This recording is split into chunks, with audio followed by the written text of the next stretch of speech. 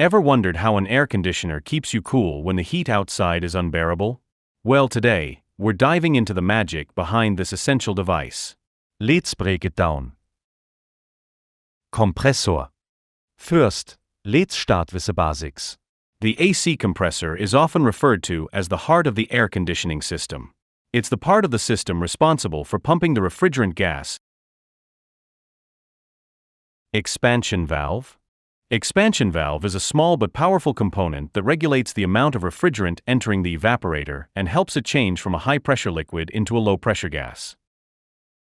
First off, let's start with the basics. An air conditioner works using something called the refrigeration cycle, which cools the air by transferring heat from inside your house to the outside. There are 4 key components in this process: the compressor, condenser, expansion valve, and evaporator. Step 1. The compressor.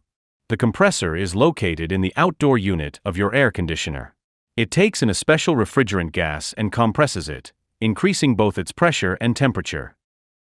Next, we have Step 2, the condenser. The hot, high-pressure refrigerant gas moves through the condenser coils, which are also located outside. Here, the refrigerant releases its heat to the outside air, cooling down and turning into a high-pressure liquid. Step 3. The expansion valve. This tiny valve has a big job. It takes the high-pressure liquid refrigerant and lets it expand rapidly, causing it to lose both pressure and temperature. This makes the refrigerant really cold and ready for the next step. Step 4. Now the cold refrigerant flows into the indoor unit, where it passes through the evaporator coils. As the refrigerant evaporates, turns back into a gas, it absorbs heat from the air inside your house, cooling it down. At the same time, moisture in the air condenses on the coils, reducing humidity and making the air feel more comfortable. As the refrigerant absorbs the heat, the air around you becomes cooler. The fan inside the unit blows this newly cooled air into your room, keeping you nice and chill.